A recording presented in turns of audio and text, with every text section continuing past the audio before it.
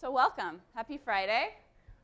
Today we're going to talk about failure and more specifically failing forward. And this is going to be a family meeting of us creative people this morning, very intimate gathering here. So I'm going to share some kind of personal stories of my own life and some things that I've learned along the way. So I'm really excited to share some of this with you guys. So to start, this is little me in a junior in high school, and thinking about which way to go. You know, it's interesting to just ask that question of ourselves. You know, what did we wish we knew in high school that would help us today? So just keep that in your mind as we go through this morning. For me, and this is my little iPhone here, and if it was drawn to scale, it would be like really obnoxiously large. So I decided that it should be an iPhone and a little portfolio of some art stuff there in the back. So for me, I was asking questions like, I wish I knew that design as a career path was something that was actually something you could do. I knew a lot about art and studio art and crafting and fun things like that in high school, but I had no idea that graphic design, or really design in and of itself, was something I could actually make money doing. And I'm an only child, so I wish that I had a little bit more understanding of how to make really good friends. That was hard for me growing up. So in summary to that, just thinking about, how would I merge these two worlds that I was kind of experiencing and feeling? So these are my parents. They would just be really embarrassed if they knew I was sharing this picture with you. We have a son who's now 4.5. This is a picture from his 1-year birthday party. So my dad is an entrepreneur at heart. He is so passionate about learning, and he will dive into a topic that he finds interesting for days. Like, he exits the planet and he goes to Mars and he learns and reads like 8 books in days, to learn something about a topic or a person that he finds interesting. And he's always been very, very passionate about teaching me math, and he's a statistician, and he's started 3 companies. He is just that kind of person, very introverted and very, very data-driven. My mom is a lover of people. She's a nurturer. She's a really good friend, and she's very artistic. She's an interior designer, and she's also a painter. My grandmother was a watercolor and an oil painter, and she grew up with that. And so I was thinking a lot in high school about the fact I come from these 2 very different people. And my dad would say that my theme song in high school was Wide Open Spaces by the Dixie Chicks, just to give you an idea of where I was coming from growing up in Colorado and being born in Texas. We could talk quite a bit this morning, of course, about a critique and what it means to be a good designer and fail forward into that critique and what it means to fail professionally. But I'm going to talk a little bit more deeply about what it means to us personally. So family meeting, here we go. So the question typically is, how can I be less afraid to fail? Right? We always kind of think about that. Failure has really held a lot of us back from being truly extraordinary people, right? Falling in love is scary, and we're afraid of failure there. We're afraid of quitting a job. We're afraid of starting a job, starting a business. We're afraid of moving across the country or moving across the world. We could go on and on about these questions that we all have about how can I be less afraid to fail. But I would say that failure is to not do something I believe in. So we'll flip it, right? And this is a definition that comes from Unreasonable Is, and I would say from the startup community in general, and some of the things that we're all thinking about with the design thinking world and innovation world. How do we get further faster? How do we fail better? So that's the definition we're dealing with there. And I would say to fail forward then is to pursue what I believe in, right? So how do we really think about the fact that I really want to embrace everything I believe in once we know what that is and fail forward in that way? And the beautiful thing is, if you're doing it right, people will say you can't help yourself. It's sort of like, I can't help but do this because I know that I'm so in flow and I'm so in love with what I'm doing. And people will start to think you're a little bit crazy. You know, they really, really will, because you're so in the moment, and you can't, it's one of those moments where you can't understand why everybody isn't as equally passionate about this thing as you are, right? That's how you really know you're there. So I wanted to share some pretty intimate things with you guys this morning. These are my journals. So this is something, I'm going to share journaling tools with you that I found helpful. So this first one is about some personal things. And if you think about the horizontal as your x-axis, everything above that can be things that you feel really good about in your life. And everything below it are things that were hard and that you found really difficult to get through. And this is just one of the many ways that you can sort of journal your life and kind of think about what it is that was meaningful to you at different seasons. So this comes from an exercise where you kind of take a spread and you write those things out for a decade of your life. So 0 to 10. You're not going to have much to say, probably. I didn't. 10 to 20, 20 to 30, and 30 to 40. So this one is my 30 to almost 40. I'm 37. Not quite there yet, so that's why it says here's to the future. Those last 3 years there on the right. So this is really a good thing to kind of think about and do that has really been helpful to me. So a couple of things to share with you that I've found to be helpful in sort of looking at my own life. I was a dancer growing up. Since I was 3 all the way through to majoring in dance for my first year and a half of college in Boulder, Colorado. I couldn't quite get to that next level professionally, of course, in college. I wasn't quite good enough. I didn't have the ballet body that I needed to have to sort of get to that next level and do certain things that I needed to do. So I found design and art. I went back to art, and then I found advertising and design at that season to kind of channel some of that discipline that I loved about what dance was able to give me. And it's very similar, you know, with critique and perfection as a graphic designer. I loved that at that season of my life, and found that to be really helpful and channel that. I don't like cooking. I'm not all that domestic. So that's something that I was really struggling with as a mom, as a young mom, and as a young wife. But how do I embrace that and think about the fact that I really love hospitality? We love hosting people at our home. You're all welcome anytime. I love that, and my husband is a really, really good cook. So we figured out how to make that work, and I love grocery shopping and looking at all the shiny, beautiful packages, of course, and I love to clean up. I love to get things back in order. So that's how we figured that out together. I realized probably the third job I had that I didn't like web design as much as I maybe wanted to or thought I should. I like sort of setting up the initial Photoshop or the InDesign like look and feel and setting sort of the visual expression, but I don't like the pixel perfection. I die. But it's certainly something for a lot of people. It's the perfect job for many of you because of that degree of perfection and understanding. But I learned that I just couldn't do that. Other things, sometimes I miss social cues for humor, so I enrolled in a Second City class to kind of figure that out. I thought, well, I need to get better about this. Let's do some improv. What else? In starting Epic, which I'll talk about more in a few minutes here, I realized I love setting up the system and understanding how things could work and testing and approving that system to make sure that the rallies would go well and that the creative directors had what they need and that the work would sustain and be beautiful and articulate and do what we needed it to do for our nonprofit clients. But I realized that after that season, I didn't really enjoy the management of the thing, right? So I was so lucky and blessed to have women on, you know, the Epic team with us and the board of directors, and still do, to actually keep it on the rails and keep it going. And that's a truth, right? That's something we have to realize about ourselves. What part of the process do we enjoy? Some people are implementers, and they love that, and they can't imagine being on the systemic development part of things, right? So either way. And just on a really personal level, we had some trouble having more kids after our son was born, and we fell in love with this idea of what it would mean to adopt our second child, and we're almost through our home study at this very second. So, you know, that's another example of failing forward into, you know, what could be, and I love that that's going to be how our family develops into the future. So another way to look at it is this is a 14-year map of my career path in Chicago. So this is another way to sort of measure and articulate your life and think about where you're going.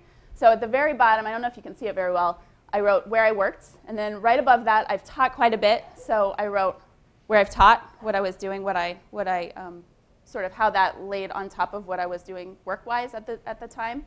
And then over that, what I learned, right above that, what I was learning, what I was thinking about, and then right above that, what I loved. What did I really enjoy about those learnings and what I was doing at the time? So I would challenge everybody here to do something like this and have fun with it, because it's really kind of a beautiful design expression about where you are and what you're doing. So through those things, identifying these things, then you start to identify those tensions that we all have, right? Just like we have tensions from around where we're from, we have tensions in what we care about and what really is going to drive us to that next level. So the what-ifs have to come from a point of tension. Otherwise, you're not going to have the energy to actually execute and do things with those tensions. So a few examples of the what-ifs that I've tried to push through and what I've believed in the last 14 years are, what if we started a design program to build this school to the next level at Chicago Portfolio School? What if we started a nonprofit to help designers serve while helping nonprofits to tell their stories more effectively with Epic? What if we could share more about design thinking and innovation in all of its forms through thought leadership at Gravity Tank? What if we could adopt our second child and not continue to try to conceive our second with adoption? What if we could make a conference that brings together healthcare leaders at Remedy, and we developed and made and launched the WELL conference last year? What if we made a program that helped our peers learn what they needed to get to that next level with the camaraderie, which I'll talk about? And most recently, I've been thinking about what if we could start a summer design school that helped high schoolers learn how to learn what they want out of life as a creative person before they get into college. So this is new, and I'll talk about where I'm at with that here in a second. So the first one with Epic, many of you know of Epic, but just in case some of you don't, this is the question of what if we started a nonprofit to help designers serve while helping small and awesome social services nonprofits to tell their stories more effectively. So starting Epic was really the first what if that I would say was bigger than myself. And it was really scary as a young design person putting myself out there, because it was all of you guys looking at it, right? It was my whole community. It was everything that I knew at that point in Chicago, all of my friends and all of my colleagues and all of the people that I respected. So this one was really about getting people together around a shared purpose and helping people get work through service that they could then put in our portfolios, right? That was the value proposition to us as a creative team. But then for the nonprofits, they were small and nimble, and I believed that they needed to put all of that, all of their money and all of their time towards their mission and their vision. So how could we equip them to effectively tell their stories really, really well? Because many of our clients have been, attorneys or social services directors, and that's their background. They have no understanding of what we do as professionals and no understanding of the value that could actually bring them to that next level, so that people would really understand what they were doing, what they were pursuing. So that was what I was trying to do, because there was shared value on both sides, and it would connect people in ways and help us as creatives to understand the needs of the city. I was working at VSA at the time, and I felt like there was so much sort of inward focus on these amazingly great, huge clients like Converse and Motorola, but how could we as creative professionals know what was really going on here in our own city? That was sort of the calling at that point. So it's done well. We've served over 50 organizations, and lots of awesome creative directors and offices have been involved. It's in Minneapolis now, so I'm just really, really proud of what's happened with Epic. Camaraderie. My co-founder and I, Deborah Aldine, and I started this last year, actually the end of the year before that, and we were able to do very successful workshops at IDEO and VSA and Leo Burnett and Institute of Design. But this one failed, and it was really, really hard. And to be honest, I didn't want to talk about it for a while, especially those of you who I know a little bit better than others. It was just something I kind of hid from for a few months there, because it was embarrassing. It was hard. And again, just like with Epic, everybody knew about it. So why did it not succeed? We learned a lot. We learned that these were one-off workshops to help creatives to get to the next level, or business professionals to understand creativity. And there was just so much to get each workshop off the ground that it was not scalable and it wasn't sustainable, because it was 1 3-hour thing, and we put so much effort into it along with the teacher that was teaching it that we wanted it to kind of be able to sustain and go on in some way. That was a huge learning. A lot of the value proposition for grad school, if we're honest, is that you get to meet amazing people that you're going to be friends with forever, right? So how that was something that wasn't happening, and the ask was like, we want more, and to be honest, we didn't have the time to kind of figure that out and figure out what more looked like. And the third learning was teaching teachers. There was so much to do to kind of get everybody ready and eager and excited to teach, and it's something that I really want to look at for this high school thing I'm going to talk about here in a second, that there's so much that we can do to equip all of us to be able to teach, because all of us are so smart and so experienced in one thing or another or many things, and it just takes a little extra something to package that up and be able to teach that and give that away to somebody else, and that's so important, but we just didn't have the time and vigor to kind of do that. So that was hard. So with that, I've been thinking about what it could look like to start a summer design school that helps high schoolers learn how to learn what they want out of life as a creative person. I think the social justice in this is that high schoolers really need and want to figure out where they want to go and understand themselves. We were talking about personality assessments earlier. Self-understanding is so important to understand what part of the creative field you kind of want to go into, as we all know. Do you want to be a graphic designer? Do you want to be a strategist? Do you want to be a researcher? Do you want to work in-house at a place like Crate & Barrel, or do you want to sit on the consulting side? Do you want to spend more time on artistically driven design, or do you want to really focus on systemic, business-savvy design? There's so many different ways and thousands of pathways to get there, but my fear is so much of the time we push our young people into paths based on college recruitment or parents that don't really understand us very well, right? Many of us have parents that, like my dad, that didn't really understand kind of what to do with us.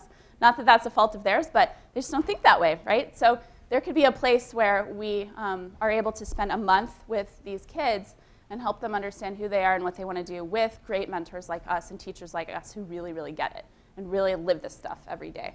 So that's kind of what I'm focusing on now. So the big picture here is fail for the things we want to be remembered for. Right? It helps to take the long view of life. It helps to really think about those things in ways that are sustainable over time. To me, it's helped me to think about, like, in 5 years, what is this looking like? And it takes the focus off of those daily crashes and burns where you go home and you feel like, oh, this day sucked, So it really helps to think about where am I going and why am I doing what I'm doing? Always focusing on that why component. So what gets you up out of bed in the morning? What do you really believe in with reckless abandon? And again, what gets you so excited that you just can't help yourself? What would your friends say about you?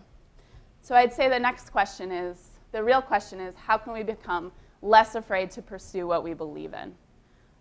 Sort of the quantifiable goal here. So I have a few suggestions. Sort of a call to action for all of us, if you will. There's 7 things here that I wanted to share.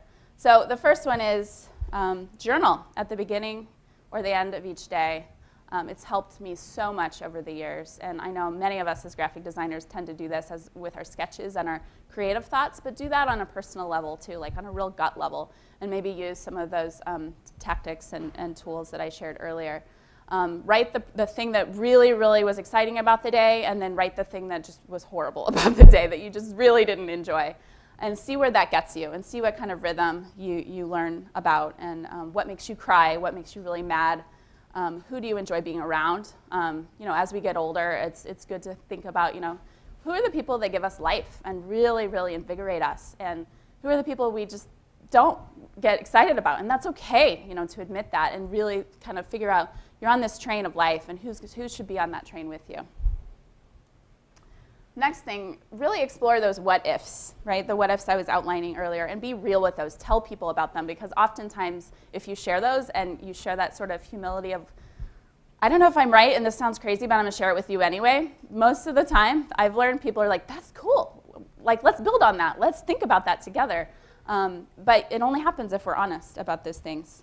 And think about, what do you get compliments on And what do people tend to not talk with you about? That's also equally compelling to kind of think about and study up on about yourself.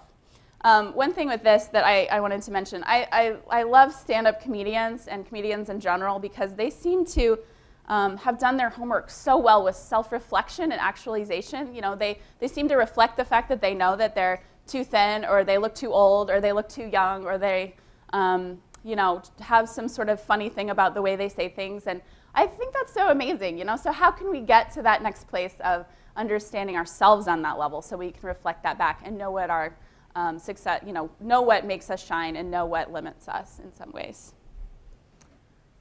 The next one, go hard. So Ray Bradbury says, jump and you will find out how to unfold your wings as you fall. I love this, especially for us as creatives. You know, it's such a great way to live, you know, so why would we design the element of surprise out of our lives, right? Just jump, just go for it, and most of the time, you'll jump into the sea of crazy where you feel like you don't know where you're going, but it's going to turn out fine. What do we have to lose, really, at the end of the day? So getting comfortable with this idea of being very uncomfortable is kind of fun to think about. And just remember, all ideas are super crazy at first. No one really knows what to do with you at first. Next thing, give yourself a break. It's interesting to kind of think about how men and women struggle through failure and fail forward differently. Women often internalize it. You know, this is when we start apologizing for things we didn't even do. You know, you stumble over a chair and you're like, oh, sorry, you know, because you're just really focusing and inwardly feeling like you failed, or you're trying to kind of get past that and you sort of shut down, right? Men sometimes do this differently. They tend to sort of blame other people or say, you know, that problem wasn't worth solving anyway. They kind of offset it in some ways. But either way, it's not good to do either one of those things, right? It's good to sort of take time to really think about that, study it, understand what was good and bad about that failure, and what can we learn from it as individuals to move forward. And then the next thing, reframe success. To me, success is not shared prestige, awards, or power, it's impact, right? Really think about that for your life. What does success look like for you? I think for the creative mind, it deserves more than surrender to the epidemic of success. We are so creative, more than anybody else really in the world, right? We have so much tenacity and so much that we can offer the world, so don't let other people tell you what success should look like for you. We are really, really an interesting set of people. So let's believe in the power of creativity undisciplined. Next, celebrate. I'm a firm believer in celebration. That's why with Epic, we always have these end-of-rally parties, right? To show the work, celebrate the new friendships that have happened, have the nonprofit talk about what they've learned and what they are really excited about moving into the next chapter after an Epic rally.